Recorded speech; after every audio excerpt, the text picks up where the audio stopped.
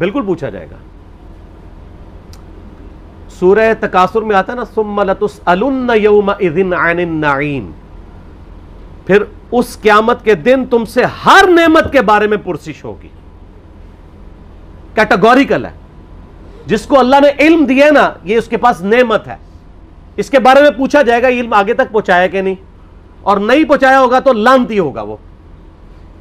یہ آیت ہے سورہ بقرہ کی، میں نے ریسرچ پیپر کے اوپر لکھی ہے سٹارٹ میں 159 اور 160. ان الذین یکتمون ما انزلنا من البینات والہدی، بے شک وہ لوگ جو چھپا لیتے ہیں ان روشن اور ہدایت کی چیزوں میں سے جن کو ہم نے لوگوں کی ہدایت کے لیے اپنی کتاب میں بیان کیا، ایسے لوگوں پر اللہ کی لعنت ہے اور تمام لعنت کرنے والوں کی لعنت ہے. الا الذین تابوا واصلحوا، سوائے ان لوگوں کے جو توبہ کر لیں، اپنی اصلاح کر لیں، وبینوا، اور اصلاح پہ اکتفا نہیں بلکہ وہ لوگوں کو بتا بھی دیں جو کچھ چھپایا تھا. فاولئک اتوب علیہم وانا التواب الرحیم، تو ایسوں کی توبہ اللہ قبول کرے گا اور اللہ تعالیٰ بخشنے والا مہربان ہے.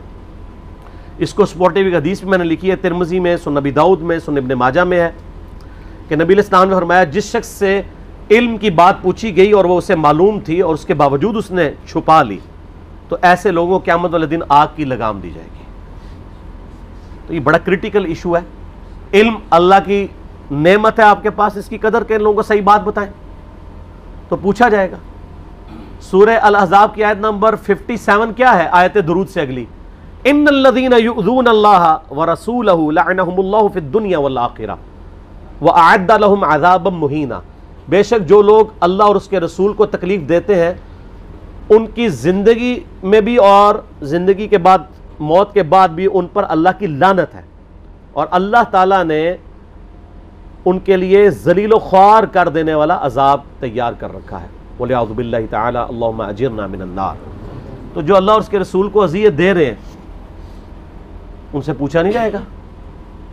تو یہ ایک ڈھکوسلا انہوں نے کیا ہوا ہے اپنی کمزوریوں پہ پردہ ڈالنے کے لیے. خود جو کچھ مناظرے کر رہے ہوتے ہیں اس کے بارے میں کیا پوچھا جائے گا؟ جو یہ کام کر رہے ہوتے ہیں وہ کہیں گے پوچھا جاتا ہے، تو اس کے بارے میں کیوں نہیں پوچھا جائے گا؟ اور جی کو یہ بنیادی مسئلہ ہے. فضائل صحابہ احمد بن حنبل کی کتاب میں 2 روایتیں ہیں صحیح سند کے ساتھ. ایک روایت میں ہے کہ سیدنا علی بن ابی طالب کہتے ہیں، یہ حدیث موقوف ہے اور ظاہر غیبی خبر ہے، نبی علیہ السلام کے بتانے پر موقوف ہے، کہ میری وجہ سے 2 فرقے گمراہ ہوں گے، ایک میری محبت میں غلوف کر کے، ایک میری دشمنی میں غلوف کر کے.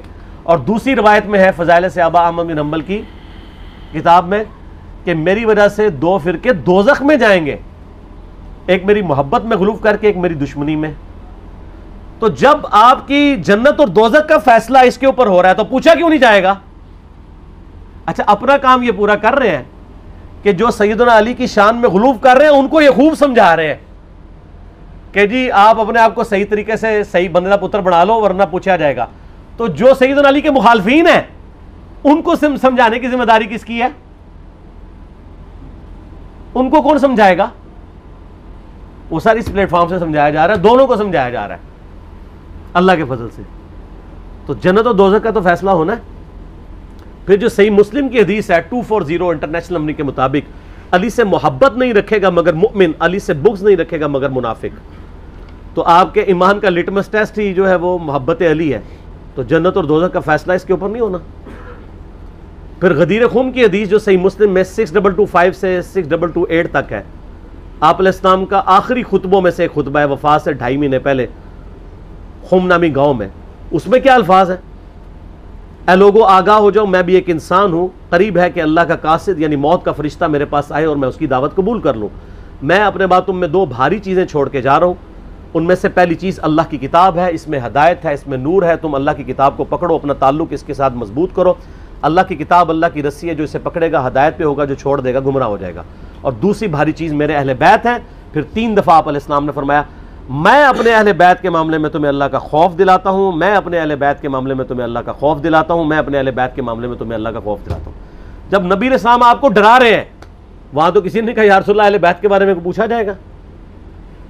پھر المستدرک حاکم میں صحیح سند کے ساتھ حدیث ہے انٹرنیشنل نمبر کے مطابق 4712 کہ نبی علیہ السلام نے فرمایا اگر کوئی شخص پوری زندگی حجر اسود اور مقام ابراہیم کے درمیان نمازیں پڑھتا رہے اور روزے رکھتا رہے اور قیامت والے دن اللہ سے اس حال میں ملاقات کرے کہ ہم اہل بیت کا بغض اس کے دل میں ہوا تو اللہ اسے ضرور دوزخ میں داخل کرے گا. اگر اہل بیت کا بغض نمازوں کے باوجود، اور عام نمازیں نہیں، حجر اسود اور مقام ابراہیم کے درمیان، اور روزے رکھنے کے باوجود آپ کو دوزخ میں لے جا سکتا ہے، تو کیوں نہیں پوچھا جائے گا؟ ایک کہانیاں بند کرو. اصل میں ان بیچاروں کا بھی قصور نہیں، ان کے بڑے بزرگ بھی ان کو کہانیاں کراتے رہے.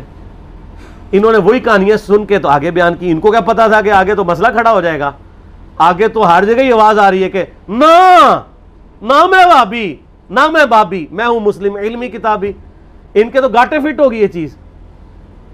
تو یہ اتنی ساری آیات اور احادیث اس بات کا ثبوت ہے کہ یہ سچائی ہے. اور یہ سکوت کا صرف آپ کو کہتے ہیں، جو بکواسات کر رہے ہوتے ہیں ان کو نہیں کہتے. مودودی صاحب کے پیچھے پنجے جھاڑ کے پیچھے پڑ گئے، جی مودودی صاحب نے خلافت و ملوکیت لکھ کے مصیبت کھڑی کی.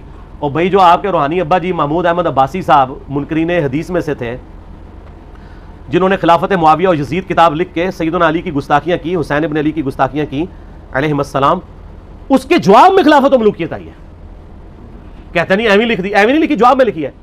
اور پھر سعودیہ کی فنڈنگ کے بعد یہاں پہ لوگوں نے جب حسین ابن علی کو نیچے کرنا شروع کیا اور یزید کو اوپر اور یزیدی پارٹی کو اوپر کرنا شروع کیا تو پھر 5B آ گیا.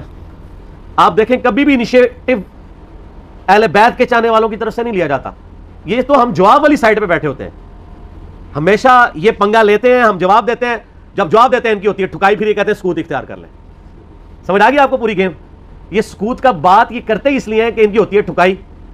ان کو تو یہ حدیثیں زمین نہیں ہوتی ہیں. اب یہ اپنے عوام کو منہ نہیں دکھا سکتے، پھر ان کو بڑی مصیبت کھڑی ہو جاتی ہے کہ اب کیا کریں، کس طریقے سے آپ قابو کریں. تو آخری حال یہ ہے سکوت اختیار کر لیں. سکوت آپ لوگوں نے تو کوئی نہیں اختیار کیا ہوا. آپ کے سامنے جب صحابہ کرام کی توہین ہوتی ہے تو آپ کیوں شیعہ کو سمجھاتے ہیں؟ سکوت اختیار کریں نا. کون سا آپ سے قیامت دن پوچھا جائے گا؟ یہ میں الزامی طور پہ بات کر رہا ہوں. اور آپ کے بڑے بزرگ سیدنا علی اور حسین ابن علی کی گستاخیاں کریں، ان سے اپنے بغض کا اظہار کریں. جب ہم ان کو سمجھائیں تو ہمیں کہتے ہیں آپ سکوت اختیار کریں. تو سر یہ 2 نمبر پالیسی چھوڑ دیں. میں نے پہلے بھی ان کو کہا ہے کہ لوگ گھاس کھانا چھوڑ چکے ہیں. پہلے لوگوں کو آپ نے بے زبان بھیڑے بنایا ہوا تھا، اب لوگوں کے ہاتھ میں قرآن و حدیث آ گیا. اور اس ریسرچ پیپر کے بعد تو یقین کریں ان کے پلے کوئی شے نہیں رہی ہے. یہ ریسرچ پیپر آپ ضرور منگوا کے پڑھیں. ایکسٹرا آرڈنری ریسرچ پیپر ہے، انشاءاللہ آپ کو معاملات کلیئر ہو جائیں گے انشاءاللہ تعالیٰ.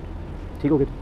اس کے ضمن میں بس ایک چھوٹی سی بات یہ ہے کہ آج کا دور آپ کو پتہ ہے میڈیا، اخبارات اور ریڈیو کا دور ہے. اگر آپ سے کہا جائے کسی ایک واقعے سے متعلق، کیونکہ آپ اس کے بارے میں ایک کلیئر سٹینڈ رکھتے ہیں، تو اگر کسی واقعے کے متعلق آپ سے یہ پوچھا جائے کہ آپ اس کو فلاں واقعہ یہ ہوا آپ نے سنا، اور آپ سے پوچھا جائے کہ آپ فلاں شخص کو قاتل گرداننے کے لیے تیار ہیں، جبکہ یہ واقعہ کربلا 1400 سال پہلے ہوئی ہے، تاریخ بھی غلط ملت ہے، مکس ہے، سچ ہے، جھوٹ ہے، اس کے باوجود آپ کوئی کلیئر کٹ سٹینڈ اور حتمی رائے لے سکتے ہیں کہ فلاں شخص مجرم تھا؟ مجرم کا مسئلہ ہی نہیں ہے. یہ دیکھیں بڑا انہوں نے رخ بدل دیا ہے. ہم تو مجرموں کو اسپیسیفائی اس طریقے سے کرنا ہی نہیں چاہتے. اس سے تو غرض نہیں ہے. ہم تو اس واقعے کے پس منظر، اس کے ایفیکٹس کو ڈسکس کریں. مثال کے طور پہ آپ اسے سمجھیں کہ مسلمان 10 ذوالحجہ کو سنت ابراہیمی پوری کرتے ہیں، تو کیا ہم 10 ذوالحجہ کے کانٹیکسٹ میں یہ ڈسکس کرتے ہیں کہ جو مینڈا قربان کیا تھا ابراہیم علیہ السلام نے وہ کتنے کلو کا تھا، یا اس کے سینگ کتنے تھے، ان کا کلر کیا تھا، یا جب انہوں نے ذبح کیا تھا تو اس کے کتنے حصے کیے تھے، کتنی بوٹیاں بنائی تھیں، اس کو بھون کے کھایا تھا یا اسٹیم روسٹ کیا تھا؟ یہ ڈسکس کرتے ہیں. یہ انٹرسٹ کی چیزیں ضرور. اصل چیز ہم اس تھیم کو فالو کرتے ہیں کہ ابراہیم علیہ السلام نے اللہ کے لیے قربانی دی. واقعہ کربلا اس سے ریلیٹڈ نہیں ہے کہ جی ان کے اوپر پانی بند ہو گیا، ان کے اوپر ظلم ہوا، کتنے بندے شہید ہوئے. یہ سیکنڈری چیز ہے. اصل چیز ہے کربلا ہوئی کیوں نبی علیہ السلام کی محنت کو 50 سال کے اندر اس لیول تک پہنچا دیا گیا کہ ہزاروں صحابہ زندہ ہیں اور نبی صلی اللہ علیہ وسلم کی پوری اولاد ذبح کر دی جاتی ہے. ہم تو یہ کہہ نہیں رہے کہ کیسے ذبح کیا انہوں نے، آری چلائی تھی